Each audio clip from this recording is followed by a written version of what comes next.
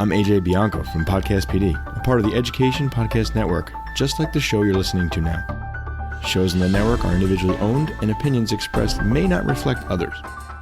Find other interesting education podcasts at edupodcastnetwork.com. Hey, welcome back. Steve here, and today I'm talking with Lorraine Radice, PhD. She is the PreK through 12 Director of Literacy in Long Beach Schools in New York. She also is the author of Leading a Culture of Reading, How to Ignite and Sustain a Love of Literacy in Your School Community. Oh, what a powerful book. You're going to love this book. You're going to want to go out and buy it right now. And this is just an incredible conversation. So get ready, and thanks for joining us. And by the way, before you go, it'd be so cool if you went to my website, stephenmiletto.com/reviews, and left a review. Say a few nice words, as well as there's a few other ways you could help out the podcast. One would be, on that front page, you could go out there and you'll see a little box where you can put in your email address. And then as soon as I start writing newsletters, you'll start receiving those. Also, another way you could do that is on that front page, there's a little link that says buy me a cup of coffee. You click on that and donate $1 or $2. Help me out with some of my some of the fees that I have to pay, as well as maybe help me upgrade my equipment. That would be cool. And then a final way that you can help the podcast is simply by telling a friend, a colleague, a family member about the podcast and giving them the link so they could follow it and listen as well. That'd be so cool. You are awesome. Enjoy the show. And the reason why I started the book this way is because I really want readers to understand that teaching and working with kids is, at the heart of literacy work. And even if you're not in the classroom every day, you still can find a role, within that space to do that work. I think literacy is all about community and valuing people. And I wanted readers to get to know me a little bit as a person, because as they read the book, I hope that they develop a relationship with the way that I think, the way that I write. So it was a way for people, hopefully to build some connection to me. It's the Education Podcast, your favorite show, with lots of groovy guests and they share what they know. So crank it up to 10 and let your neighbors know that here's another show with Dr. Steve Miletto. Teaching, learning, leading, K-12. Teaching, learning, leading, K-12. Teaching, learning, leading, K-12. With Dr. Steve Miletto. Lorraine Radice, PhD, is the PreK through 12 Director of Literacy in Long Beach Public Schools in New York. There, she leads curricular improvement and facilitates professional learning experiences for teachers. Dr. Radice leads teams to develop literacy curricula, monitor student engagement and progress, bridge literacy experiences between the school and community, and consistently build a culture that promotes and celebrates reading and literacy. Dr. Radice also teaches professional development courses for teachers that align with district goals. Prior to becoming a school leader, Dr. Radice was an English teacher and literacy specialist. She also taught in programs to support language acquisition for elementary, middle, and high school students learning English. Dr. Radice teaches undergraduate and graduate courses in childhood education and literacy at Hofstra University in New York. Dr. Radice is a member of the National Council of Teachers of English and presents at its national conferences. Her writing has been featured on the NCTE blog. Dr. Radice is also a member of the International Literacy Association and has published in ILA's Literacy Today. Dr. Radice is committed to sharing in professional learning communities at the local, state, and national levels, where she presents her research and fieldwork. Dr. Radice's research on digital literacies in middle-level classrooms was published in Curriculum, Instruction, and Assessment, Intersecting New Needs and New Approaches, a volume in the Handbook of Research in Middle-Level Education. Student work from Dr. Radice's teams has also been featured in ASCD's Educational Leadership magazine. Dr. Radice earned a bachelor's degree in childhood education and psychology and a master's degree in literacy studies at Hofstra University.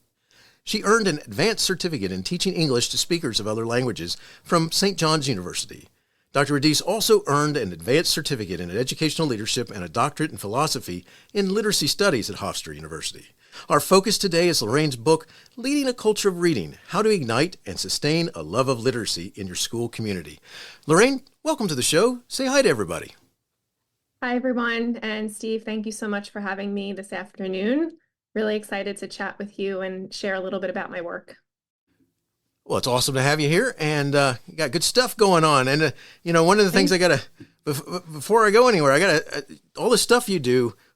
One of the things you're doing right now is you're teaching adults. So tell me what you like about doing that.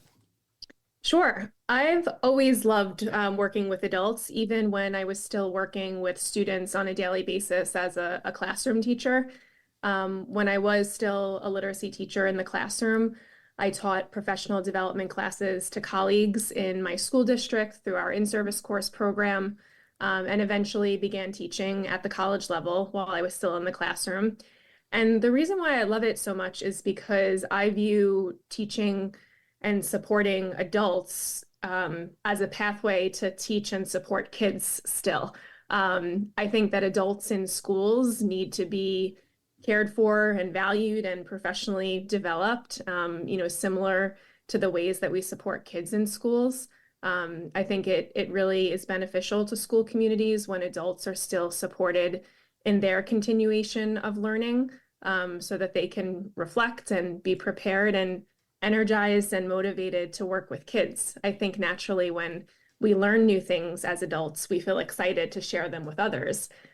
So as a person who tries to facilitate, valuable professional learning for adults, it's always the greatest joy when someone comes back to me and says, "Hey, I tried this, in my class the next day," or "I can't wait to read this book with my kids," because that's the mark of success in my eyes. So the fact that I get to work with adults in my school district and other school districts as a professional developer and at the college level keeps me connected to classroom practices as well. I'm always thinking as a teacher still, even though I am, an administrator in my primary job. But I think staying grounded as a teacher is really what fuels my leadership as an administrator. I appreciate the reflective conversations that I get to have with adults when I work with them and figuring out, the best ways to support the students that teachers have. I think sometimes teaching is like a puzzle, and I love to work with others, to figure out pathways within that puzzle to do what's best for kids in their literacy lives. Very cool. I have to say this because one of the things. So I remember when I first left the classroom to go, and I'm going to let you talk a little bit more about this in just a second. But when I went to become an administrator and an assistant principal in the high school where I was teaching, and that was fascinating because just really missed the kids. But now I'm in a different role, and I'm quickly becoming the bad guy, whereas before I was, the good guy type thing. And right. And then later down the road when everything's, once I become a principal and stuff like this, you get a little further. But it's just an interesting thing. But as you start in my world today, I'm focused on teaching adults, and it's interesting because of just all the stuff you're talking about. It's just interesting how, we have these experiences with, those activities as we move on and so forth. But there's just excitement about it as people get it, no matter what age they are. Yeah.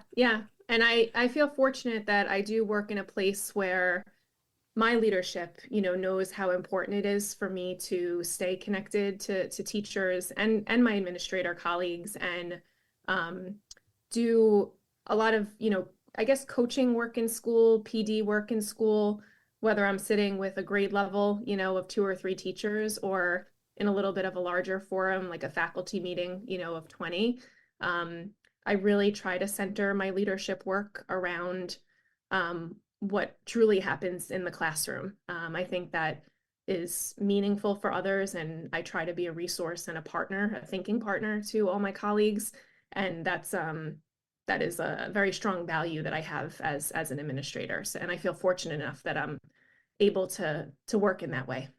That's so cool. So good stuff. All right. So our focus today is your book, Leading a Culture of Reading, How to Ignite and Sustain a Love of Literacy in Your School Community. So why'd you write this book? I wrote this book because I really believe that literacy communities are necessary in schools. The book is specific to how to create a culture that prioritizes and celebrates reading, Reading is important to how we develop as human beings and make meaning in the world. And I wanted to share a practical resource of the work that I've done with teams over the past several years, and want others to prioritize literacy in their schools in the way that our teams have done, because I think that it benefits culture and community in a way that's really special. When my superintendent became the superintendent in the school district, again, I'm very fortunate enough to work for her, because one of her first priorities as a new superintendent was to prioritize reading, and to really motivate students to find authentic purpose and a love for reading. And one of the ways that she envisioned doing that is to create a district-wide culture where all people celebrated and prioritized reading, so that students would develop as readers in their ability, but also in their love for reading and in the ways that they had access to high quality, authentic texts that they can make choices about, and really put their reading identities and their learning identities in the center of how they existed in school. So when I interviewed for the position as a literacy leader, one of her questions that she asked me was, what are some ways that you can build a culture of literacy in our district?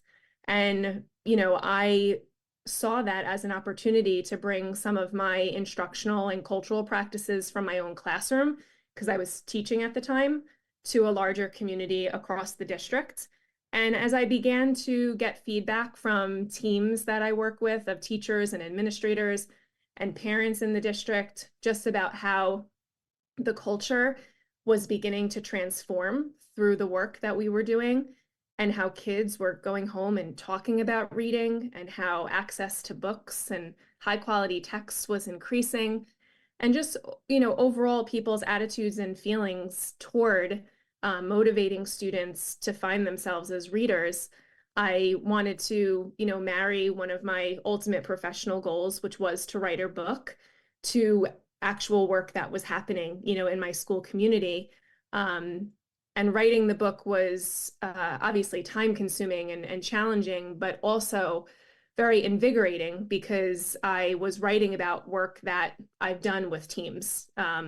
Everything in the book has been carried out to fruition.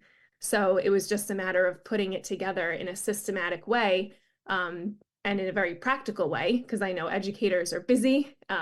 They want resources that are available and accessible, so that they can take those resources and maybe implement them into their own work. So that's really why I wrote the book, to be helpful to others, to celebrate the importance of reading and literacy, and to provide resources. And the book is written in a way where you can read it front to back, or you can jump into one chapter if that's a goal or priority of the team, and use the resources and the advice that's there. So that's why I wrote the book. Awesome. And, so what goes right along with that question is, so who's your target audience? Who are you really writing for? Yeah, so while I was writing, I was really kind of going back and forth between teacher and administrator, or, someone in a maybe department chair position. I think that every adult has the ability to be a literacy leader. So I'm very careful about how I use that word, leader, because we all could lead for kids. But in the book, everything that is presented in a way that could be applicable in the classroom if you're teaching every day, or from maybe a more universal or global perspective, if you are a building principal, if you are at the central office level, if you're a district level leader, a coach, a department chair. So really anybody who's working within the capacity to influence a child's reading life can find a strategy or more within the book. Very cool. Very cool. All right. So let's delve into the book. In your introduction, I have to point out your first sentence. Now, by the way, I'm somebody who used to skip through introductions, and somewhere when I was in my graduate work, I learned not to do that, and so I don't anymore. And so it's become part of what I do, no matter what, with a book. Now, I don't see it as work. I say maybe there's probably some cool stuff in the introductions, and in yours there definitely is a lot of cool stuff. And but I have to pull out this sentence, which is your first sentence. It says this: "The year I became a school district leader, I cried most days. I was a classroom teacher in mourning." Could you talk about this? Sure. That's probably my favorite line of the book, to be honest, Nice, because that is me, and I so appreciate that you pointed that out. It's a line that I put onto the page, and I read it several times, and there were different versions of it, and it's so important because it's the first thing that people read and maybe hear my voice in their head as they're reading, especially if they know me. But that really is the truth. Becoming a school administrator was one of the hardest transitions that I've ever made in my life. Just to be frank, I wasn't always set on becoming a school administrator. I wanted to be a teacher. I love teaching. I tell people to this day that I had the best job in the world as a sixth grade English teacher. I mentioned I was teaching at the college level at that time and working with teachers in other capacities. So I had that experience. But things happen in life and you make changes, and becoming a school leader was a change that I made, but it was really hard. I missed my colleagues that I worked with. I missed working with kids every day, and being in the classroom was part of what fueled me as an educator and as somebody who is really passionate about literacy. And I had to find, a new identity while still keeping my identity as a teacher. And that took some time.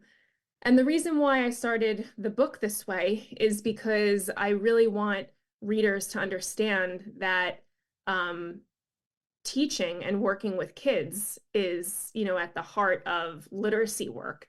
And even if you're not in the classroom every day, you still can find a role, within that space to do that work. I think literacy is all about community and valuing people. And I wanted readers to get to know me a little bit as a person, because as they read the book, I hope that they develop a relationship with the way that I think, the way that I write. So it was a way for people, hopefully to build some connection to me as the author of the book, and for them to understand a little bit about how I was feeling, when I started this work, because it's not always easy. And you mentioned, the introduction. The introduction was actually the last part of the book that I wrote, and the whole book was written, it was there. And it was actually the hardest part for me. I actually called one of my colleagues who I, work with and speak to frequently, and she's very connected to my, my work as a literacy leader and the work we do in the district. And I said to her, "Can you tell me what I do? Can you help me here? Just what do you see as a parent, as a person who works in the district?" And I just couldn't find, the words to kind of universally sum up the book. But once I got started, I started to roll. But it's interesting what you said about the introduction. Oh, that's cool. And I have to tell you, all they got to do is read that first line. And if you are an educator who has done more than be in a classroom with the kids for, if you've done that for 30 years, not saying anything wrong with that. That's not my point. But if you've moved into other directions in a school system or school setting, there's no way they can't get an understanding of you or hear your voice when you wrote that line, because it's like I remember very well. I had been a soccer goalie coach. I had been a theater sponsor. I had been a yearbook sponsor, and all these things. And so you connect with kids. So not just, I also was a history teacher, and I like to have fun and do goofy simulations and all kinds of stuff like this through my classes. And it was like when I became an assistant principal in the same building where I had been a teacher. And all of a sudden it was the strangest thing. It's like I'd been ripped away from this other world. And, hey, Mr. Malone, how you doing today? Doing good. Right. Right. I had when I went to one at a different school, because I moved on to a bigger school where I got recruited to go to, and when I was there one time, and at that school I was one of the disciplinary. It was a very big high school, and there were two of us that did discipline for the whole building, and and so the principal said, when we have parent night, I expect both of you to be walking around and talking with parents just as much as the others, because there were 8 administrators in this building. And I said to him, I said, they don't want to hear from me. And he's like, yeah, just get out there and say hi and shake hands and stuff. Well, the first parent I walk up to, I said, hey, I'm Steve Miletto. And he says, hey, I don't think I know you. He goes, I'm so-and-so. And he goes, what do you do? And I said, I'm assistant principal for discipline. He goes, I don't want to know you. He goes, I don't want to know if you know my kid. And even though he's laughing, he walked away from me. I went, nice. Right. Anyway, the different world. So that line was perfect for connecting thoughts about what you're thinking. So I thought that was neat. So all right. So let's move on, and right away we're gonna talk about the first chapter, and I'm not gonna do every chapter. You guys got to get the book. All right. I'm gonna do a couple of them, and the first one's cool because it's called #Brand Reading: How to Leverage a Campaign in Your School Community and Attract Followers. All right. So what do you think of when you think of a campaign? What is it you're focused on? What's the thought behind that? A campaign is a version of a vision. In education, we talk about the importance of having a clear vision that all people are aware of, so that, communities can rally together towards similar goals. And there's a lot that we can learn from, PR work and advertising, people in the advertising business as they create campaigns, because campaigns are designed to attract people and communicate vision in a certain way. And I think that part of being a teacher and a leader is to make things attractive to community members so that they can partner with you in whatever the goals and the vision are of the work.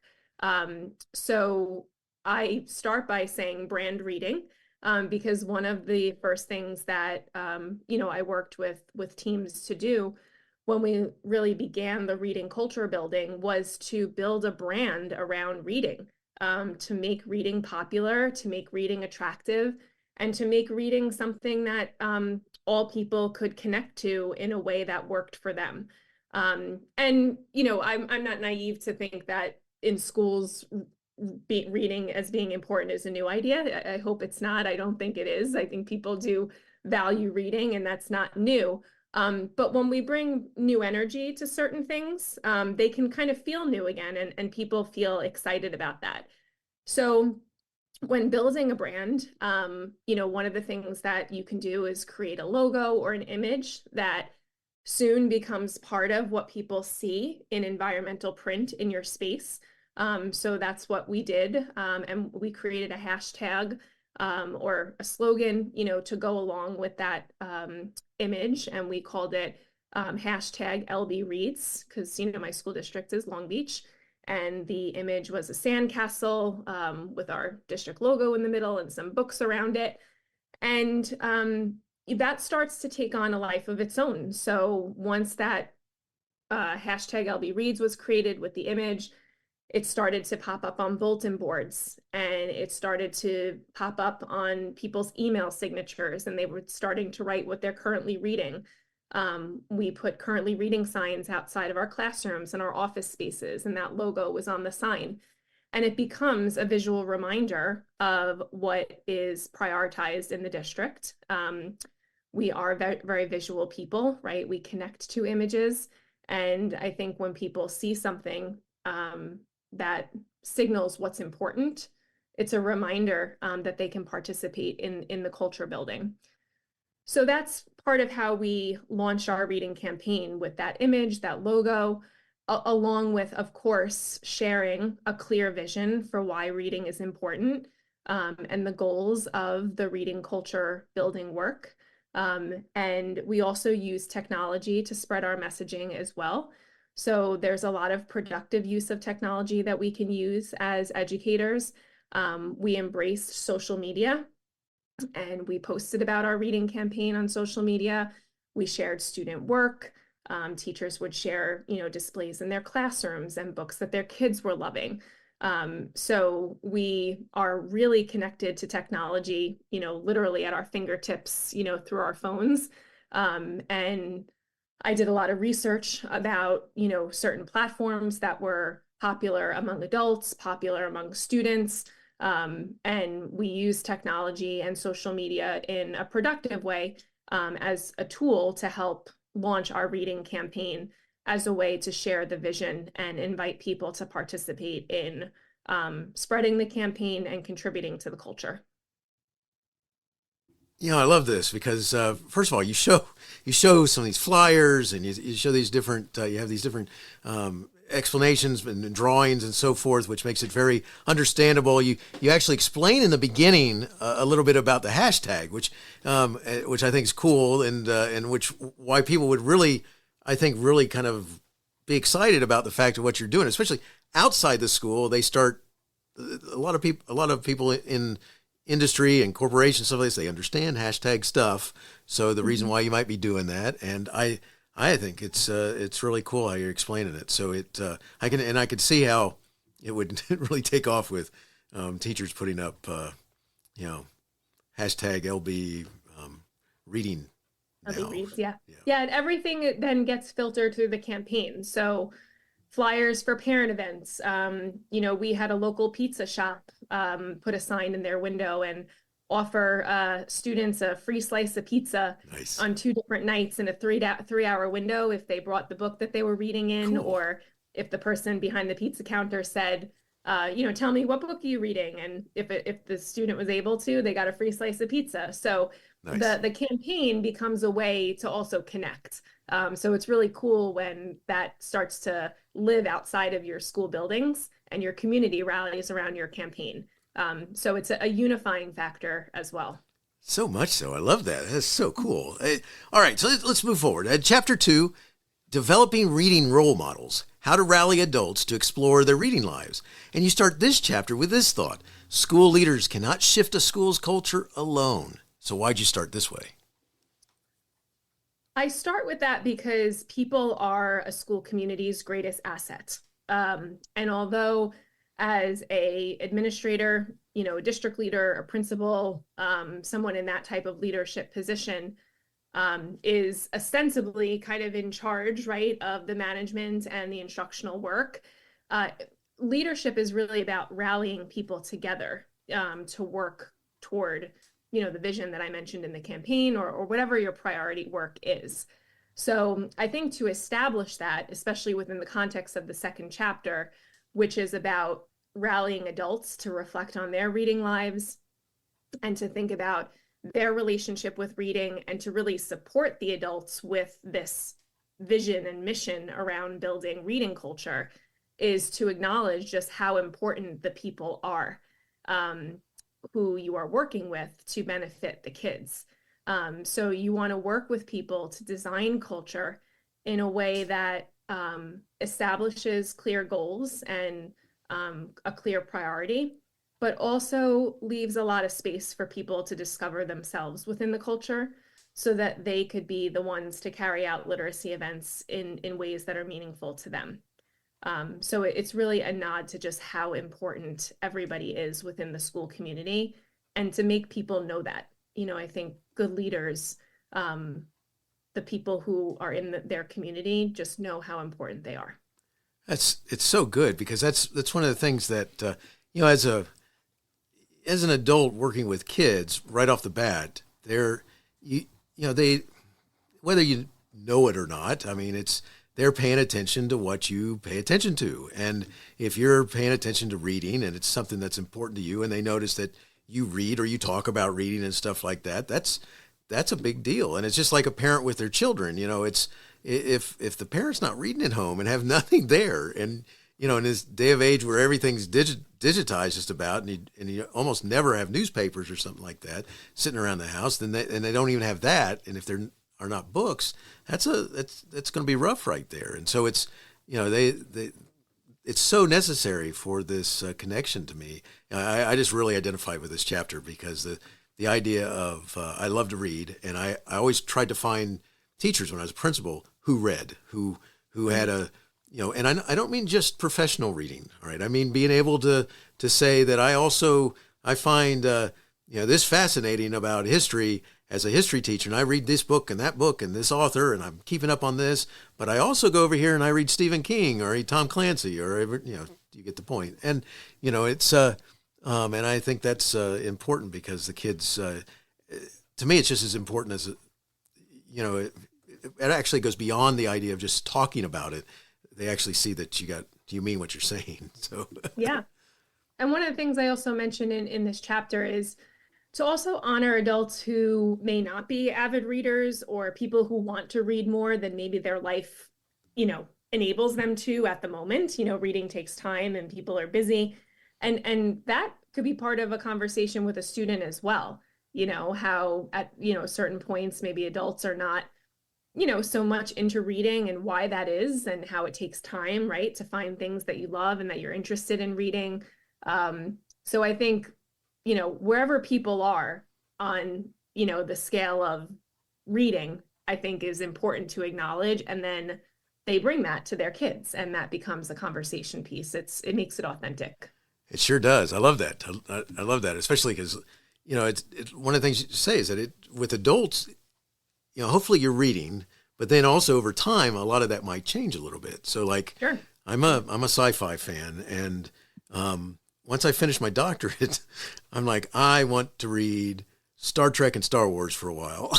And so I just engulfed myself in all this sort of stuff. And then as I start tiring of some of that, it's like, it's time to read something a little more challenging, whatever you want to call it. And I started shifting to a couple, some other writers. Like there's this writing to some Preston and Child that write these kind of mystery sort of problem things that are going on that might have a monster or two somewhere along the lines, and Lee Child, who does these this Jack Reacher books, and there's any number of other books I've reached out to that, as well as I've taken on a few Stephen King ones, which those were ones I'd look at and go, wow, that's a lot of words, Yeah, and, yeah. Anymore now I see it as I'm going to do that. So Yep. It is sitting on my bookshelf right now, and it's going to be one of my next books. But that's a biggie, man. It is. That's a big undertaking. Yes. You need a next vacation from school to start that one. Exactly. All right. So one of the things that I really like about your book is that you provide examples, reproducibles, questions for reflections, sample emails. I love those sample emails, by the way, and ideas that a teacher or school admin could put to use. In many cases, you're providing pictures of what you're talking about and sharing. I mean, your book is very user-friendly and practical. Could you talk about this? Sure. That's in response to feedback and conversations that I have with teachers all the time. One of the most common things that I hear and that, I talk about with teachers is, if they're going to have professional development, they want it to be useful, right? And even when we bring people into our schools to do trainings and such, we want it to be relevant. We want it to be applicable. We want it to be something that teachers can connect with, and then, make it work for the students that they're working with currently. And that is one of my, foundational ideas when I develop professional development opportunities for teachers. I always want it to be relevant and applicable and useful. So that carried into the way that I wrote the book. I think, I wanted it to be a resource. I wrote it similar to a how-to, where people can read the words on the page, but also in as many ways as possible, see the work come to life. So when designing the book, we put some of it into the book, like on the actual pages, and then a lot of it is on my website as well as on my social media platforms, so that people can take a look and really see what's happening, in my school community that relates directly to each of the chapters in the book. So that's why all of those resources and reproducibles and like you mentioned, the sample emails, because sometimes you can read about something, think about something, but it's just easier, to see how somebody else has done it. And if the way that I chose to do it is a starting point for people, and of course they can make it, into their personal style, that is the goal for why all of those resources are included. Easy to use and accessible. I love that. Love it, love it, love it. Good stuff. And that is so, and they are very, it really makes it all come to life as you see these examples. So kudos on that. One of the, I have to choose my favorite chapter. All right. And a lot of times I'll ask authors, I learned to stop asking authors that question because they say things like, oh, don't make me choose. That's like choosing which is my favorite child or something. And I go, no. So I reversed it and decided I'm going to choose my favorite chapter. And my favorite chapter is chapter 6, which is titled Partnering with Home and School, How to Engage Families and Caregivers in Building Reading Culture. In this section, you share ways to involve families in reading events at the school, and I just love it. I really like the idea of a parent academy, and I can't forget to mention the idea of hosting a book tasting, which I thought was cool. So let's talk about this chapter. Sure. Partnering with families is some of the most important work that we do as educators, right? Kids spend most of their time either at home or at school. And the more that we work together, the better it is for kids. So this chapter is really dedicated to how we can partner and welcome families into building reading culture, so that families are aware of the vision and the priority, and to do what is possible at home to do to support the reading lives of kids. And one idea that is really woven into the entire chapter is to really honor and respect that all family identities and lifestyles are different. And one way that a family integrates reading or supports reading might be different from the person down the street or in the next town over. And to be very flexible and open and supportive as educators to help families find their way into supporting reading at home. And a conversation that I have with parents often is that parents don't have to be reading teachers, and that I feel like there's a lot of pressure there. Kids will learn to read in school, and if it's supported at home, that's wonderful. But just prioritizing reading at home, taking advantage of public library access, communicating with teachers maybe about books in the classroom library that could be taken home to read, and reading with children, having children read to you, talking to kids about reading.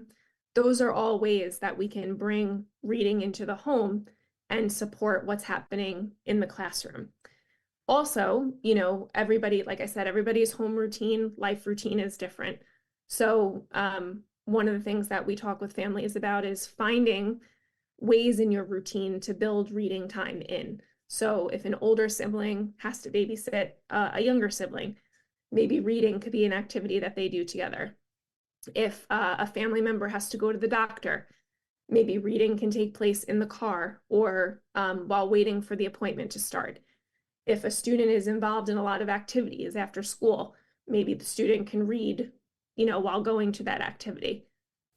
And you mentioned the Parent Academy events. Those are events that we do welcome families to come into the school so that they can learn a little bit about the importance of reading and ways to integrate reading into the home that I just described. So also in the chapter, I talk about ways to welcome and provide access to opportunities to participate within the school. So if we do invite families in, there are a lot of factors that are involved in the planning so that we make it as welcoming and accessible as possible. So for example, we might provide transportation from a central location within the community so that families can take a bus to the event that we're having in one of the schools. I've also hosted events through the school district at the public library, which is very centrally located within the community so that families can walk, take public transportation, take their own car, just as many options as possible. Another factor that we consider is childcare. So sometimes it's difficult, for families to come out at night. Again, life is busy, children in the home. So I've worked with high school students who, need community service hours, or we have adults in our school community that would provide childcare services so that parents can bring children to events. And if the event is just for the parent, we will provide childcare, in the school in the evening or after school when the event is going on so that the parent can attend and then the child is there with them, but being cared for. We also send communication out in many ways, print communication, digital communication, in the languages that are within our community that people speak. So, thinking about access and accessibility and honoring, the different identities and lifestyles of families is a really important piece to designing culture building events to invite families to partner with the school. Yeah, that's very cool. Any ways to do that sort of stuff is just so cool because I a lot of times what happens, I understand. I mean, I've worked in schools where, and I myself, I had a father who worked multiple shifts during different times, and during those days it was hard for him to read, but he'd usually at some point find some place in the house to read, and you'd find him falling asleep. But at the same time, he made time for that. And one of the things when I was a young kid, though, my parents bought me books, and they had I had relatives that bought me books and things like that. And that's the importance of it is so, magical, I think, as far as a kid getting the book and having a reason to look at it, read it. And I think, sometimes as adults, we just need a kind of a, guidance in the right direction to get us going there. Yeah. I think when you share the why behind, again, similar to what I had said earlier about the importance of reading in school, that's not a new idea, but sometimes when you clearly articulate why, reading is so important for young people, for adults, and how schools and families, can work together to support that. It makes a big difference. Sometimes we take for granted what we know, but when we bring attention to it and nurture it, it lands a little bit differently. And one of the things I wanted to mention also just about access is even though, thankfully we're back in school, attending school in person, and, I guess the heart of the pandemic is over in terms of online learning for now. We do still do some parent events virtually to increase access. So if people cannot get to the school building, or, you mentioned parents working, they can always log into a Zoom presentation. I've done virtual parent academies even, in the recent years. And then we post those on the website so that families can access the information. That's so awesome because there's just find different ways to make it possible that all they need is the knowledge to know that it's there and that they can access it. And then, that's good stuff. I love it. What an awesome chapter. I love it. That's, like I said, my favorite one. So I'm going to ask you kind of a scenario question now, and it goes like this. If you were the closing speaker at a conference and you were talking about your book, Leading a Culture of Reading, what is something that you would want the audience to remember when they leave your presentation? They walk out that door and they're thinking about that last thing you said. What's that thing? You can do this work. I would want people to feel motivated and inspired, and to know the importance of the work of building a culture of reading. And even if reading is not the sole priority, the way that it's characterized in the book, you can use reading as a way to build other initiatives in your school. So you still can prioritize reading, but also attend to maybe some of the other things that you want to work on as a school community. So if they were to leave a conference or a session from professional development. I would want them to find themselves in the work, believe that they can do it, and know the wonderful possibilities that it offers to kids. And as always, leave with tools to do so. That's always my goal. Very nice. Love it, love it, love it. All right. So if someone wanted to follow up and connect with you and or learn more, where would you send them? Sure. So people can visit my website to learn a bit more about me, LorraineMRadice.com. They also can go to my X profile and Instagram, also Lorraine M. Radice. You'll see a lot of the work that I speak of, happening in real time. I post from my school district, the work of other teachers, so they can get some ideas there. And through my website, they can send me an email, and I'm always happy to connect and talk more about this work.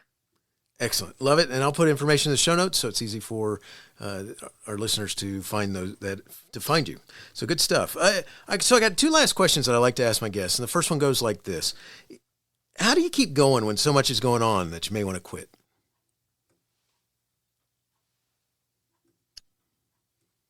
I think if you keep kids at the center and really believe in the work that you want to do, and you stay true to that, that helps you to keep going.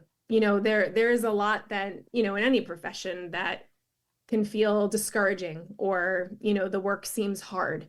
But, you mentioned the introduction earlier, and I actually kind of jumped to that in the introduction, just because I know how difficult building culture can be, and how challenging it can be to rally people in a large community around one vision. But even though something is challenging or difficult, very often those are the things that are most rewarding. And if you believe in your messaging, and you take risks, and you're courageous, and you really honor and value those early adopters who are going to support the vision and bring people on board, I really am a firm believer that it will happen. So you just have to have a strong passion and a strong belief, and be fearless in your messaging. There have been many times where I have been a little insecure or worried that people might read my email, or sit in a meeting with me and maybe feel like, my pom-poms are a little too big. And it's like, oh no, another thing. Believe me, I still think that years in doing this work. And some people might. And I think part of, being a leader or somebody who wants to build culture or a vision around something that's important is you have to accept that, but someone's pom-poms have to be big in school. And more often than not, people will appreciate that. And if you have a well-articulated vision, and you have systems in place to support people and make them feel valued and make them feel part of the work, and to really clearly articulate why something like reading or whatever it is that you're trying to do is important. If it's good for kids, it's good for kids. It's good for the school. And you have to believe that. And something, else to just keep in mind is this work is a marathon. It's not a sprint. It's a lot of reflection. It's a lot of kind of gauging where the people are in your school community.